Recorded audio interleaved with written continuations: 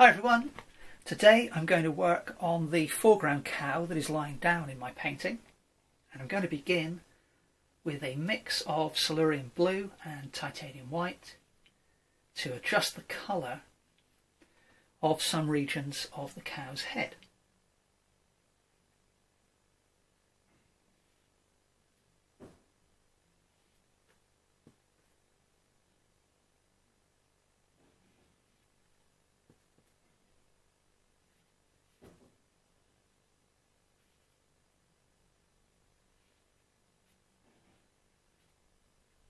And then I will continue with that blue to pick out the top edge of the ear and this other ear,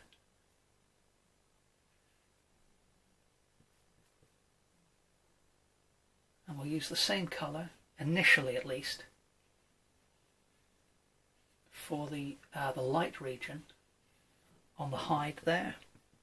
And there's another light region here.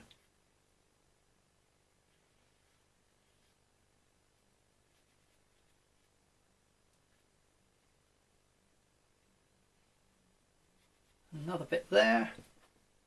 And then along the spine of the animal, the hair there is actually a lighter colour than the rest.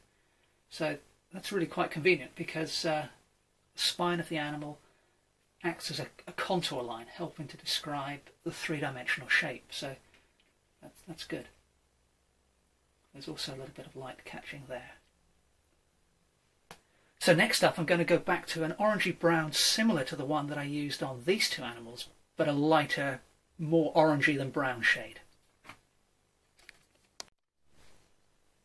So I've mixed up cadmium red and cadmium yellow to give me what I think will be quite a bright orange. And let's use this to fill in some of the regions where the background is showing through still, but also to pick out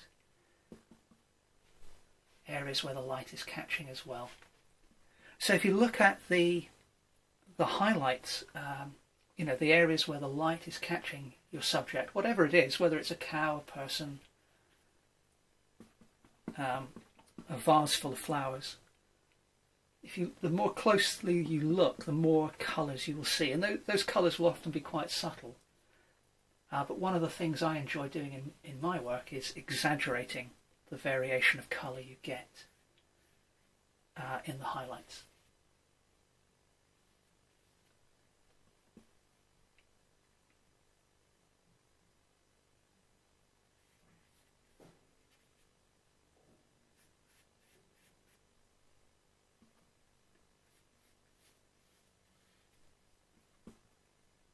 So in the same way for the two right-hand cows, I had this complement of ultramarine blue and a rather dark orange, or a brown orange. Here I'm taking that theme and stretching it even further. I've got a light, almost sky blue on my cow in the foreground, and then I've got, well, it's not really even a brown, it's just an orange.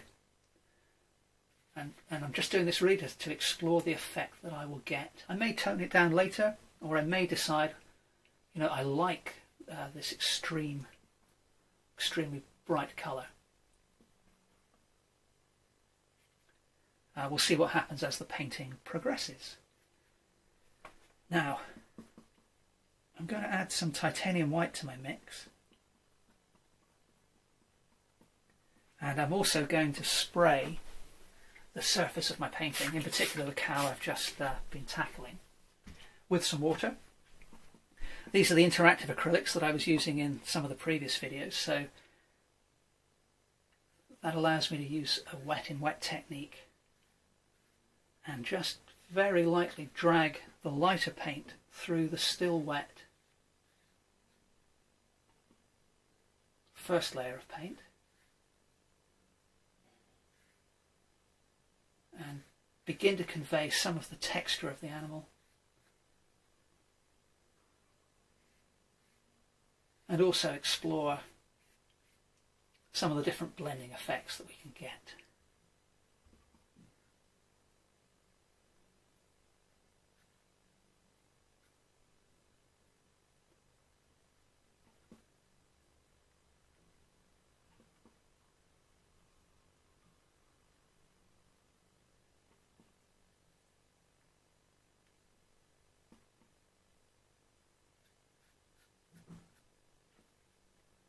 And when you're doing this, if you want to sort of try using these interactive acrylics and when you want the blending effect, you really need to sort of be aware of how much pressure you apply with the brush. So if I put a lot of pressure on, you know, you can be in danger of scraping away the underlayer of paint. And if that's the effect you want, great.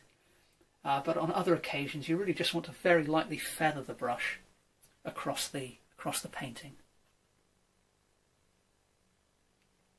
Okay, I think we'll leave this little video here for today. I'm quite happy with the development I've got with this cow, but what I'll need to do next time is work on the shadow areas and blend those into the light areas that I've got so far. So thank you very much for watching this video. Hope you enjoyed it. If you have any questions at all, remember you can always ask me in the comments, and I hope to see you next time. Thanks again for watching.